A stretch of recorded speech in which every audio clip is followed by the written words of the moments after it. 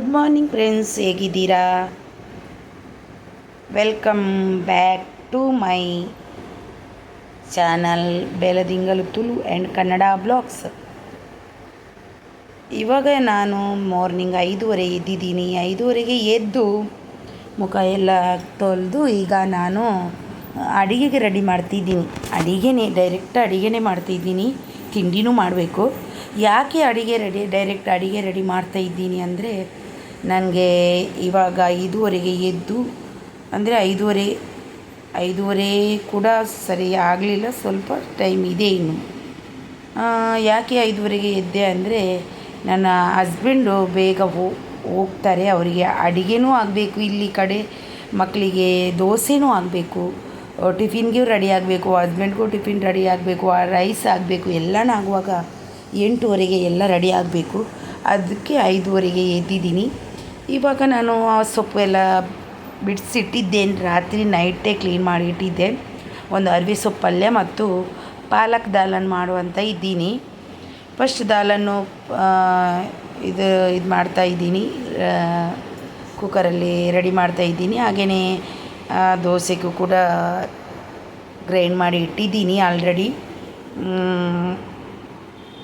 ರಾಗಿ ದೋಸೆ ಇವತ್ತು ನಂದು ಡೈಲಿ ರೂಟೀನಲ್ಲಿ ಎಲ್ಲನೂ ಹೆಲ್ದಿ ಆಗಿರುವ ದೋಸೆ, ಹೆಲ್ದಿಯಾಗಿರುವ ಫುಡ್ಡು, ಸೊಪ್ಪಿನ ಪಲ್ಯ, ಪಾಲಕ್ ದಾಲ್ ಮತ್ತು ನಮ್ಮ ರಾಗಿ ದೋಸೆ ಎಲ್ಲ ಹೆಲ್ದಿ ಫುಡ್ಡು ನನ್ನದು ಇವತ್ತು.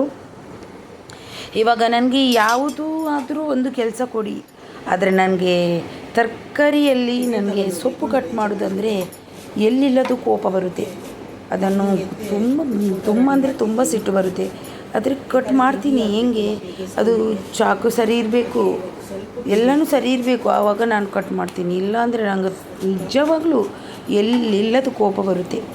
ಯಜಮಾನ್ರು ಬರುವಾಗ 2 ಗಂಟೆ ಆಗುತ್ತೆ. ಮತ್ತು ಯಾವಾಗ ಕಟ್ ಮಾಡ್ತಾರೆ ಅವರು, ಇಲ್ಲಾಂದರೆ ಅವರೇ ಕಟ್ ಮಾಡಿ ಕೊಡೋದು, ನಾನು ಮಾಡೋದಿಲ್ಲ, ಅವರೇ ಮಾಡೋದು.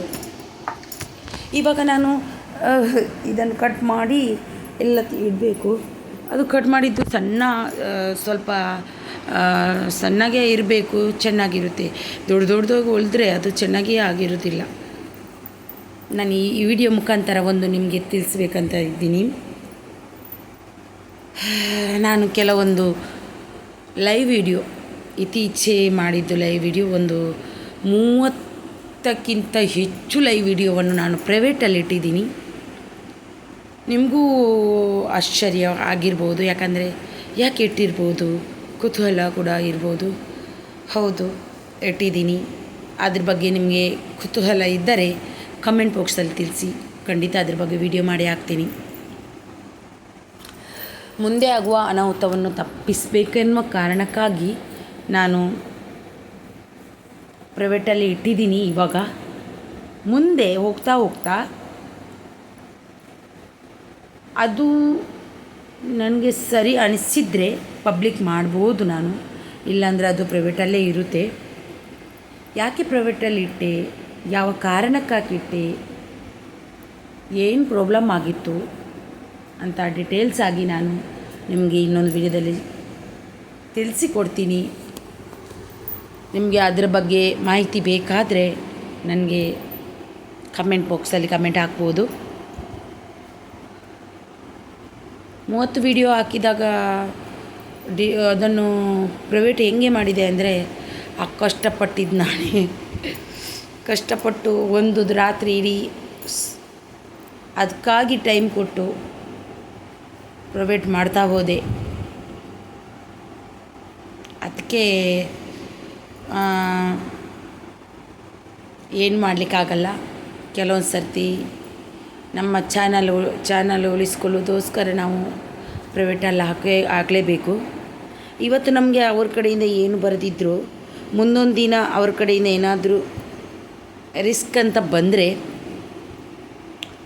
ಬರೋದಕ್ಕಿಂತ ಮುಂಚೆಯೇ ನಾವು ಮುನ್ನೆಚ್ಚರಿಕೆಯಾಗಿ ಇದ್ದರೆ ನಮಗೆ ಒಳ್ಳೆಯದಲ್ವ. ಅದಕ್ಕೋಸ್ಕರ ಪ್ರೈವೇಟಲ್ಲಿ ಇಟ್ಟೆ. ಇಲ್ಲಿ ರಾಗಿ ದೋಸೆ ಮಾಡ್ತಾಯಿದ್ದೀನಿ. ಕೆಲವರು ಅನ್ಕೋಬೋದು, ತೋರಿಸಿದ್ದನ್ನೇ ತೋರಿಸೋದು, ಅದೇ ತೋರಿಸೋದು, ದೋಸೆನೇ ಮಾಡೋದು, ಅದೇ ಮಾಡೋದು, ಇದೇ ಮಾಡೋದು ಅಂತ. ಇದ್ದಾರೆ ಕೆಲವರು ಅನ್ನುವರು ಕೂಡ. ಕೆಲವೊಂದು ಕಮೆಂಟನ್ನು ನಾನು ಹೈಡ್ ಮಾಡಿದ್ದೀನಿ. ನಾನು ಒಂದು ಮಾತಂತೀನಿ, ನಂದು ಕುಕ್ಕಿಂಗ್ ಡೈಲಿ ರುಟೀನ್. ಡೈಲಿ ನನ್ನ ಜೀವನದಲ್ಲಿ ಏನಾಗುತ್ತೋ ಅದನ್ನೇ ತೋರಿಸ್ತೀನಿ. ಅದನ್ನು ಎಲ್ಲ ತೋರಿಸೋದಿಲ್ಲ, ಸ್ವಲ್ಪ ಅದರಲ್ಲಿ ನನ್ನ ಜೀವನದಲ್ಲಿ ನಡೆಯುವಂಥದ್ದು ಸ್ವಲ್ಪ ನಾನು ತೋರಿಸ್ತೀನಿ ಅಷ್ಟೇ. ಈಗ ನಾನು ಮಾರ್ನಿಂಗ್ ದೋಸೆನೇ ಮಾಡ್ತೀನಿ. ದೋಸೆಯಲ್ಲೂ ವಿಧಗಳಿವೆ.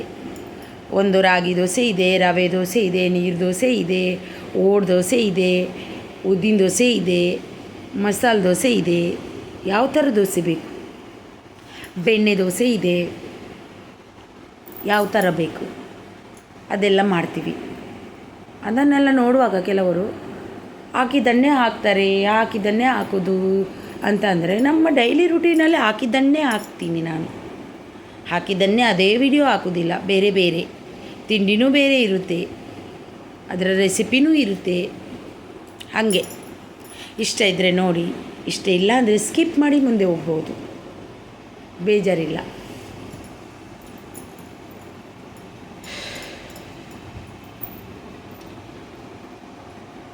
ನನ್ನ ಅಡುಗೆ ಕೋಣೆಯಲ್ಲಿ ಸ್ವಲ್ಪ ಲೈಟಿಂಗ್ ಕಡಿಮೆ, ತುಂಬ ಬೇಜಾರಾಗುತ್ತೆ. ಇದರಲ್ಲಿ ಲೈಟಿಂಗ್ ನಮ್ಮ ಅಡುಗೆ ಕೋಣೆ ಚಿಕ್ಕದಾಗಿರೋದರಿಂದ ಕರೆಕ್ಟಾಗಿ ನಮಗೆ ವಿಡಿಯೋದು ಯಾವುದು ಇಡಲಿಕ್ಕೂ ಕೂಡ ಆಗೋದಿಲ್ಲ. ನಾವು ವಿಡಿಯೋ ಮಾಡಲಿಕ್ಕೂ ಅದು ಮೊಬೈಲು ಸರಿ ಅದರಲ್ಲಿ ವಿಡಿಯೋ ಸ್ಟಿಕ್ಕ ಅದನ್ನೆಲ್ಲ ಸರಿಯಾಗಿ ಜಾಗದಲ್ಲಿ ಇಡಲಿಕ್ಕೂ ಆಗಲ್ಲ, ತುಂಬ ಕಷ್ಟ ಆಗುತ್ತೆ. ಅದಕ್ಕೆ ಇದು ಅಡುಗೆ ಕೋಣೆ ಸ್ವಲ್ಪ ಚಿಕ್ಕದೇ. ನಮ್ಮದು ಮುಂಬೈಯಲ್ಲಿ ಚಿಕ್ಕದೇ, ಅದು ಕೂಡ ನಮ್ಮ ಮುಂಬೈಯಲ್ಲಿ ಇಷ್ಟು ನಮ್ಮ ಮನೆ ತುಂಬ ದೊಡ್ಡದೇ ಇದೆ, ಇದಕ್ಕಿಂತ ಚಿಕ್ಕದು ಇರುತ್ತೆ. ಆದರೆ ಅಲ್ಲಿ ಕೂಡ ಅಡುಗೆ ಕೋಣೆ ಒಂದು ತುಂಬ ದೊಡ್ಡದಾಗಿರಬೇಕು, ಅದೇ ತುಂಬ ಖುಷಿಯಾಗಿರುತ್ತೆ. ನಮ್ಮ ಊರಲ್ಲಿ ಸೆಕೆಯಲ್ಲಿ ನಮಗೆ ಕೂರ್ಲಿಕ್ಕಾಗಲ್ಲ. ಇಲ್ಲಿ ಮುಂಬೈಯವರು ತುಂಬ ಕಷ್ಟದ ಜೀವನ ಅಂತ ಅನ್ಕೋತೀನಿ ನಾನು. ಸೆಕೆ ಟೈಮಲ್ಲಿ, ಮಳೆಗಾಲದಲ್ಲಿಯೂ ಕೂಡ ಆಗ್ಬೋದು, ಆದರೆ ಸೆಕೆಯಲ್ಲಿ ತುಂಬ ಕಷ್ಟದ ಜೀವನ ಅಂತಲೇ ಅನ್ಕೋತೀನಿ.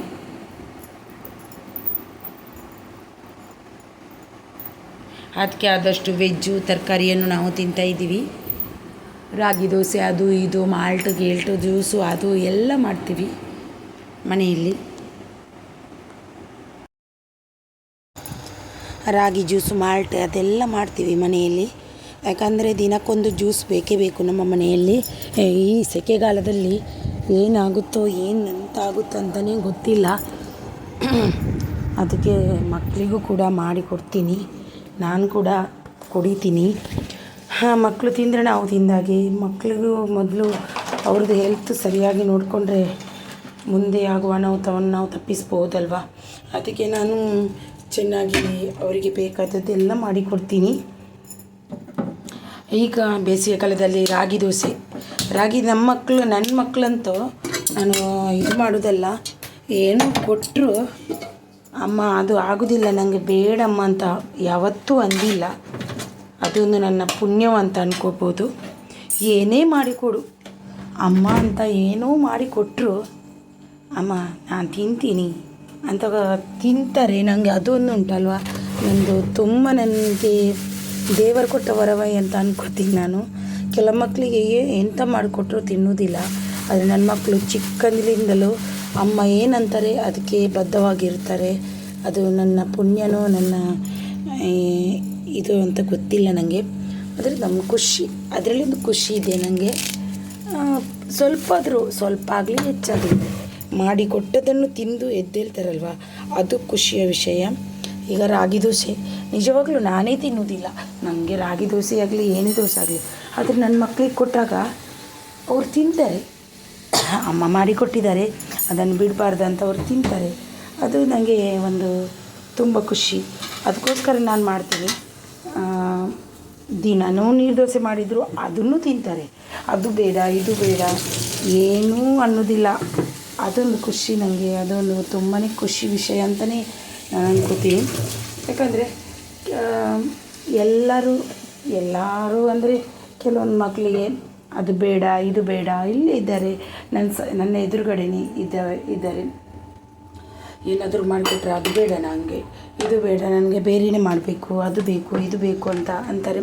ಆದರೆ ನನ್ನ ಮಕ್ಕಳನ್ನು ಹೊಗಳೋದಲ್ಲ ನಾನು ಯಾವ ದೋಸೆನೇ ಮಾಡಿಕೊಡಲಿ ತಿಂದು ಎದ್ದೇಳ್ತಾರೆ, ಅದು ನನಗೆ ಒಂದು ಪುಣ್ಯ. ಅದಕ್ಕೆ ನಾನು ಈಗ ರಾಗಿ ದೋಸೆ, ಇದು ದೋಸೆ ಎಲ್ಲನೂ ಮಾಡ್ತೀನಿ. ಮತ್ತು ನಾನು ಹೊರಗಿಂದ ಫುಡ್ಡನ್ನು ಹೆಚ್ಚಾಗಿ ಮಕ್ಕಳಿಗೆ ಅವಾಯ್ಡ್ ಮಾಡ್ತೀನಿ. ಹೆಚ್ಚಾಗಿ ನಾನು ಪಿಜ್ಜಾ ಆಗಲಿ, ಪಾನಿಪುರಿ, ಅದು ಇದು, ಬ್ರೆಡ್, ಬಿಸ್ಕೆಟ್ ಜಾಸ್ತಿಯಾಗಿ ನಾನು ಅವಾಯ್ಡೇ ಮಾಡೋದು, ಕೊಡೋದಿಲ್ಲ. ನನ್ನ ಮನೆಯಲ್ಲೇ ಇದ್ದುಕೊಂಡು ಅವರಿಗೆ ನಾನು ನನ್ನ ಕೈಯಲ್ಲದಷ್ಟು ಹೆಲ್ದಿ ಫುಡ್ಡವನ್ನೇ ಮಾಡಲಿಕ್ಕೆ ಕೊಡ್ತೀನಿ. ಇಲ್ಲಿ ನಾನು ಬೆಂಡೆಕಾಯಿ ಪಲ್ಯವನ್ನು ಮಾಡಲಿಕ್ಕೆ ರೆಡಿ ಮಾಡ್ತಾಯಿದ್ದೀನಿ. ಬೆಂಡೆಕಾಯಿ ಪಲ್ಯ ಈ ರೀತಿ ಒಮ್ಮೆ ಮಾಡಿ ತುಂಬ ಟೇಸ್ಟಿಯಾಗಿರುತ್ತೆ. ನೀವು ಕೂಡ ಇದೇ ರೀತಿ ಮಾಡ್ತೀರಂತ ನಾನು ಅಂದ್ಕೊಂಡಿದ್ದೀನಿ. ಅಂದರೆ ನಾನು ಇದೇ ರೀತಿ ಮಾಡ್ತೀನಿ, ನನಗೆ ತುಂಬ ಖುಷಿಯಾಗುತ್ತೆ, ಇದು ಟೇಸ್ಟಿ ಆಗುತ್ತೆ. ಬೆಂಡೆಕಾಯಿ ಪಲ್ಯ ಅಂತೂ ಸಂಜೆ ಹೊತ್ತಿಗೆ ಚೂರು ಇರಲೇ ಇಲ್ಲ, ಎಲ್ಲ ಖಾಲಿಯಾಗಿತ್ತು. ಮಕ್ಕಳು ತಿಂದು ಬಿಟ್ಟಿದ್ರು. ನಮ್ಗೆ ಖುಷಿ ಆಯಿತು, ಯಾಕಂದರೆ ನಮ್ಮ ಮಕ್ಕಳು ತಿಂದರೆ ನಮಗೆ ಒಂದು ಖುಷಿ ಅಲ್ವಾ. ಮಗನಿಗೂ ಇಷ್ಟ ಆಯಿತು, ಅಮ್ಮ ತುಂಬ ಇಷ್ಟ ಆಗಿದೆ ಅಮ್ಮ ಅಂತ ತಿಂದುಬಿಟ್ಟ, ಖುಷಿಯಾಯಿತು. ಹಾಗೆಯೇ ಚಿಕ್ಕ ಮಗ ಸ್ವಲ್ಪ ತಿಂತಾನೆ ಫ್ರೂಟ್ಸ್. ಅವನಿಗೆ ಹೇಗೆ ಗೊತ್ತಾನೆ, ಚಿಕ್ಕ ಮಗನಿಗೆ ಏನಾದರೂ ಊಟ ಮಾಡುವಾಗ ಸೈಡಲ್ಲಿ ಏನಾದರೂ ಇರಬೇಕು. ಇದು ಪಾಪಡ್ ಆಗಲಿ, ಆಮ್ಲೆಟ್ ಆಗಲಿ, ಫಿಶ್ ಆಗಲಿ, ಏನಾದರೂ ಚಿಕನ್ ಆಗಲಿ, ಏನಾದರೂ ಒಂದು ಚೂರು ಇಡಲೇಬೇಕು. ಇಲ್ಲಾಂದರೆ ಒಂದು ಊಟ ಪರಿಪೂರ್ಣನೇ ಆಗಲ್ಲ. ತುಂಬ ನಾನೀಗ ಸೆಕೆಯಲ್ಲಿ ಏನು ಕೊಡೋದು ಅದೊಂದು ಟೆನ್ಷನ್ ವಿಷಯ. ಮಕ್ಕಳಿಗೆ ಉಂಟಲ್ವ, ಸೆಕೆಯಲ್ಲಿ ಎಂತ ಕೊಡೋದು, ಏನು ಕೊಡೋದು, ಯಾವ ರೀತಿ ಕೊಡೋದು, ಅದೊಂದು ಏನು ಅಂತ ಗೊತ್ತಿಲ್ಲ. ಅದು ಟೆನ್ಷನ್ ವಿಷಯನೇ ಆಗಿರುತ್ತೆ ನನಗೆ. ಅದಕ್ಕೆ ನಾನು ಈ ರೀತಿ ಹೆಚ್ಚಾಗಿ ಈಗ ಈ ಥರನೇ ಮಾಡಿಕೊಡ್ತಿದ್ದೀನಿ. ಪಲ್ಯ, ಸಾರು, ದಾಲು ಅದನ್ನೇ ಮಾಡಿಕೊಡ್ತಿದ್ದೀನಿ. ನಾನು ಏನು ತಿಂತ ಇರ್ಬೋದು, ಈರುಳ್ಳಿ ತಿಂತಿದ್ದೀನಿ. ಈರುಳ್ಳಿ ನನಗೆ ತುಂಬ ಇಷ್ಟ. ಯಾವಾಗಲೂ ಈರುಳ್ಳಿ ಕಟ್ ಮಾಡುವಾಗ ಒಂದು ಪೀಸು ನಾನು ತಿಂತಾನೇ ಇರ್ತೀನಿ. ಯಾಕಂದರೆ ಈರುಳ್ಳಿಯಿಂದ ತುಂಬ ಬೆನಿಫಿಟ್ ಇದೆ ದೇಹಕ್ಕೆ. ಇದರಲ್ಲೆಲ್ಲ ಇದು ದೂರ ಇರ್ಬೋದು, ಶೀತದಲ್ಲಿ ದೂರ ಇರ್ಬೋದು. ನನ್ನ ಯಜಮಾನರು ಬೈತಾರೆ, ಇಷ್ಟು ದೋಸೆ ಯಾಕೆ ಮಾಡ್ತೀಯಾ ಅಂತ. ನನಗೆ ಎಂತ ಗೊತ್ತಾ, ಅಯ್ಯೋ ದೇವರೇ, ಮಕ್ಕಳಿಗೆ ಕಡಿಮೆ ಆಗುತ್ತಾ. ತಾಯಿ ಹೃದಯ ಅಂದರೆ ಹಾಗೇನೆ ಅಲ್ವಾ. ನಮಗೆ ಕಡಿಮೆ ಆದರೂ ಪರವಾಗಿಲ್ಲ, ಮಕ್ಕಳು ಚೆನ್ನಾಗಿ ತಿನ್ನಬೇಕು, ಮಕ್ಕಳು ಇದಾಗಬೇಕು. ಇಲ್ಲಿ ನೋಡಿ, ಒಂದು ಎಲ್ಲಿ ಯಾವುದು ಒಂದು ಇದರಲ್ಲಿ ಹಡಗು ಮುಳುಗಿ ಎಷ್ಟೊಂದು ತಾಯಿ ಮತ್ತು ಮಗುವಿನ ಬಾಂಧವ್ಯದ ಒಂದು ಚಿತ್ರ ಇದು ಬಂದಿತ್ತಲ್ವ. ನಿಜವಾಗಲೂ ನಾವು ಅನ್ಕೋಬೇಕು, ಅದರಲ್ಲೇ ನೋಡಿ ನಾವು ತಿಳ್ಕೋಬೇಕು, ಅದರಲ್ಲೇ ನೋಡಿ ನಾವು ತಿಳ್ಕೋಬೇಕು. ಏನಂತ ಗೊತ್ತಾ, ತಾಯಿ ಮಗುವಿನ ಪ್ರೀತಿ ಬಾಂಧವ್ಯ ಎಷ್ಟು ಇದೆ ಅಲ್ವಾ ಅಂತ ನಾವು ಆ ವಿಡಿಯೋ, ಆ ಚಿತ್ರವನ್ನು ನೋಡಿ ತಿಳ್ಕೋಬೇಕು. ತಾಯಿ ಬಿಟ್ಟೇ ಇಲ್ಲ ನೋಡಿ. ತಾಯಿ ಆ ಮಗುವಿನ ಒಂದು ಇದನ್ನು ಬಿಟ್ಟೇ ಇಲ್ಲ. ಅದನ್ನು ನೋಡುವಾಗ ಮನ ಮಿಡಿಯುತ್ತೆ. ನಿಜವಾಗ್ಲೂ ನಾನು ಅತ್ತೆ ಬಿಟ್ಟೆ. ತುಂಬ ಬೇಜಾರಾಯಿತು ನನಗೆ ಅದನ್ನು ನೋಡಿ. ಯಾಕಂತ ಗೊತ್ತಿಲ್ಲ, ನನ್ನ ಮನಸ್ಸು ಆ ರೀತಿ ಏನಾದರೂ ಸ್ವಲ್ಪ ಯಾರೋ ಗೊತ್ತಿಲ್ಲ, ಅವರು ಎಲ್ಲಿದ್ದವರು ಗೊತ್ತಿಲ್ಲ, ಆದರೆ ಮನಸ್ಸು ಉಂಟಲ್ವ, ಆ ಮಗುವಿನ ಮನಸ್ಸು ನೋಡಿದಾಗ, ಆ ಮಗುವನ್ನು ನೋಡಿದಾಗ ನನಗೆ ಕರುಳು ಚುರು ಅಂದಿತ್ತು. ತುಂಬ ಬೇಜಾರಾಯಿತು. ನಾನು ಅನ್ನೋದಿಷ್ಟೇ, ದೇವರು ಕೊಡಬೇಕು, ಕೊಟ್ಟಾಗ ಪೂರ್ಣ ಆಯುಷ್ಯ ಕೊಡಬೇಕು ಮಕ್ಕಳಿಗೆ. ಈ ರೀತಿ ಅರ್ಧದಲ್ಲಿ ತಗೊಂಡೋಗಿ ಪಾಪ ಎಷ್ಟು ಹತ್ತಿರ್ಬೋದು, ಎಷ್ಟು ಗೋಳಾಡಿರ್ಬೋದು, ಎಷ್ಟು ಒಂದು ನೋವನ್ನು ತಿಂದಿರ್ಬೋದು ಆ ಮಗು ಅಲ್ವಾ. ಅಲ್ಲೇ ಗೊತ್ತಾಗುತ್ತೆ ಎಷ್ಟು ಬೇಜಾರಾಗಿರ್ಬೋದಲ್ವ, ಮಗು ಎಷ್ಟು ಗೋಳಾಡಿರ್ಬೋದಲ್ವ. ನಿಜವಾಗ್ಲೂ ತುಂಬ ಬೇಜಾರಾಯಿತು, ತುಂಬ ಅಂದರೆ ತುಂಬ ಬೇಜಾರಾಗಿತ್ತು. ಇಲ್ಲಿ ಚೌಳಿ ಸೊಪ್ಪು, ಬೆಂಡೆ ಎಲ್ಲ ಚೌಳಿ ಸೊಪ್ಪಿದ್ದು ಪಲ್ಯ ಮಾಡ್ತಾಯಿದ್ದೀನಿ. ಅದು ಅಲ್ಲಿ ನೋಡಬೇಕು ತಾಯಿ ಮಕ್ಕಳ ಪ್ರೀತಿ ಹೇಗಿರುತ್ತೆ ಅನ್ನೋದು ಅಲ್ಲಿ ನೋಡಬೇಕು. ಅದನ್ನು ನೋಡಿ ಕಲಿಬೇಕು. ಇದು ಕೇವಲ ತಾಯಿ ಆದರೆ ಪರವಾಗಿಲ್ಲ, ತಾಯಿ ಆಗುವ ಪಟ್ಟ ತಗೊಳ್ಳೋದಲ್ಲ, ತಾಯಿ ಮಕ್ಕಳನ್ನು ಯಾವ ರೀತಿ ಇದು ಮಾಡಬೇಕು ಅಂತ ನಾವು ಅದು ನೋಡಬೇಕು. ಅದಕ್ಕೆ ಅಂದಿದ್ದು ನೋಡಿ, ಆ ತಾಯಿ ಮಗುವಿನ ಪ್ರೀತಿ, ಆ ತಾಯಿಯ ಒಂದು ನೋವು, ಆ ಕಡೆ ಕಾಲದಲ್ಲೂ ಆ ಮಗುವಿನ ಒಂದು ಇದು ಬಿಟ್ಟಿಲ್ಲ ಅಲ್ವಾ, ತನ್ನ ಕೈಯಲ್ಲಿ ಜೊತೆಯಲ್ಲೇ ಕರ್ಕೊಂಡು ಹೋದ್ಲು ನೋಡಿ. ಯಾರ ಕೈ ಕೆಳಗೆ ಹಾಕಬಾರ್ದು ಅನ್ನೋ ಕಾರಣದಿಂದ ಜೊತೆಯಲ್ಲೇ ಕರ್ಕೊಂಡು ಹೋದರು.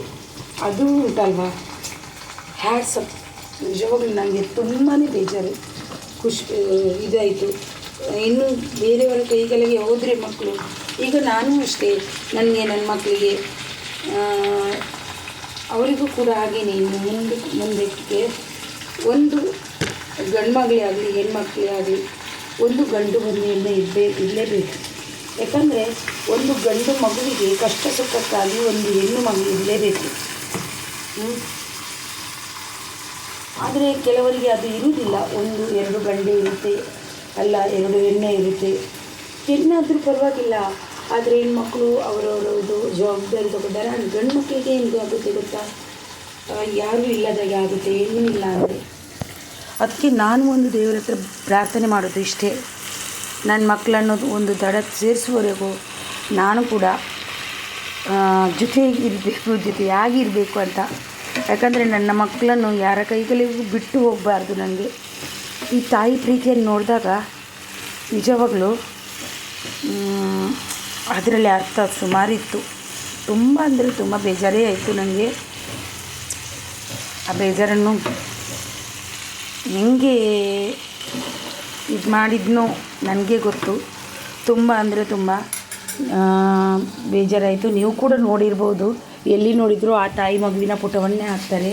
ಆ ಮಗುವಿನ ಮುಖದಲ್ಲಿ ನಿಜವಾಗ್ಲೂ ಅದು ಸತ್ತಿದೆ ಅನ್ನೋ ಒಂದು ಭಾವನೆಯೂ ಬರ್ತಿರಲಿಲ್ಲ. ಅಷ್ಟು ಒಂದು ಇದು ಇತ್ತು ಆ ಮಗುವಿನ. ದೇವರು ಎಷ್ಟು ಇದು ಅಲ್ವಾ, ನಿಜವಾಗ್ಲೂ ಎಂಥವರನ್ನು ದೇವರು ಬದುಕಿಸ್ತಾರೆ. ಆದರೆ ಇಷ್ಟು ಚಿಕ್ಕ ಪಾಪು, ಇಷ್ಟು ಚಿಕ್ಕ ಮಗು ಏನು ಮಾಡಿತ್ತು ಅಲ್ವಾ. ಎಲ್ಲ ದೇವರನ್ನು ದೂರಲಿಕ್ಕಾಗಲ್ಲ. ವಿಧಿ ಆಟ, ವಿಧಿ ಬರದ ಹಣೆ ಬರವನ್ನು ಯಾರಿಗೂ ಬದಲಾಯಿಸ್ಲಿಕ್ಕಾಗಲ್ಲ ಅಂತ ನಾನು ಅನ್ಕೋತೀನಿ. ಇಲ್ಲಿ ಪಾಲಕ್ ದಾಲ್ ತರ್ಕಕ್ಕೆ ಒಗ್ಗರಣೆ ಕೊಡ್ತಿದ್ದೀನಿ. ವಿಡಿಯೋದ ಬಗ್ಗೆ, ಡಿಲೀಟ್ ಮಾಡಿದ ಬಗ್ಗೆ, ನಾನು ಪ್ರೈವೇಟಲ್ಲಿ ಇಟ್ಟಿದ್ದ ಬಗ್ಗೆ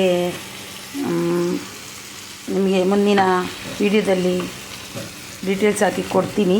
ಯಾಕೆ ಮಾಡಿರ್ಬೋದು, ನಿಮಗೂ ಉಪಯೋಗ ಆಗ್ಬೋದು ಆ ವಿಡಿಯೋ. ಮಾಡ್ತೀನಿ. ಈಗ ಊರಿಗೆ ಹೊರಡುವ ತವಕದಲ್ಲಿ ತುಂಬ ಬ್ಯುಸಿಯಾಗಿದ್ದೀನಿ. 1 ವಾರಕ್ಕೆ 2 ವಾರಕ್ಕಷ್ಟು 3 ವಾರಕ್ಕಷ್ಟು ವೀಡಿಯೋವನ್ನು ರೆಡಿ ಮಾಡ್ತಾಯಿದ್ದೀನಿ. ಯಾಕಂದರೆ ವಿಡಿಯೋ ಹಾಕೋದಿದ್ದರೆ ಅದು ಕೂಡ ಒಂದು ಚಾನಲ್ಗೆ ಎಫೆಕ್ಟ್ ಅಂತ ಗೊತ್ತು. ಅದಕ್ಕೆ ವಿಡಿಯೋದ ತವಕದಲ್ಲಿದ್ದೀನಿ. ಏನಾದರೂ ರೆಸಿಪಿಯಲ್ಲಿ ತಪ್ಪು ಇರಲಿಕ್ಕೆ ಕಾರಣ ಇಲ್ಲ. ಯಾಕಂದರೆ ನಾನು ಎಲ್ಲ ಗೊತ್ತಿದ್ದೇ ಮಾಡಿದ್ದು ಆ ರೆಸಿಪಿ. ಆದರೆ ನನ್ನ ವಿಡಿಯೋ ಇಷ್ಟ ಆದರೆ ಒಂದು ಲೈಕ್ ಮಾತ್ರ ಕೊಡೋದನ್ನು ಖಂಡಿತ ಮರಿಬೇಡಿ. ಇಲ್ಲಿ ದಾಲ್ ತಡ್ಕ ಕೊಡ್ತಾಯಿದ್ದೀನಿ. ಅಡಿಗೆನೂ ಮಧ್ಯಾಹ್ನದ ಸವಿಯೂಟವನ್ನು ನಾನು ರೆಡಿ ಮಾಡ್ತಾ ಇದ್ದೀನಿ. ದಾಲ್ ತಡ್ಕ ಮತ್ತು ಇದು ಏನು ಬಾಜಿ, ಇಷ್ಟು ಪಾತ್ರೆ ಇದೆ ಅಷ್ಟೇ. ಇನ್ನು ಕ್ಲೀನ್ ಮಾಡಿ ಇಲ್ಲಿ ಎಲ್ಲ ರೆಡಿ ಆಯಿತು ನೋಡಿ. ಅಡಿಗೆ, ಪಲ್ಯ, ದೋಸೆ, ರೈಸು ಸ್ವಲ್ಪ ಅರ್ಧ ಬೇಯಿಸಿಟ್ಟಿದ್ದೀನಿ.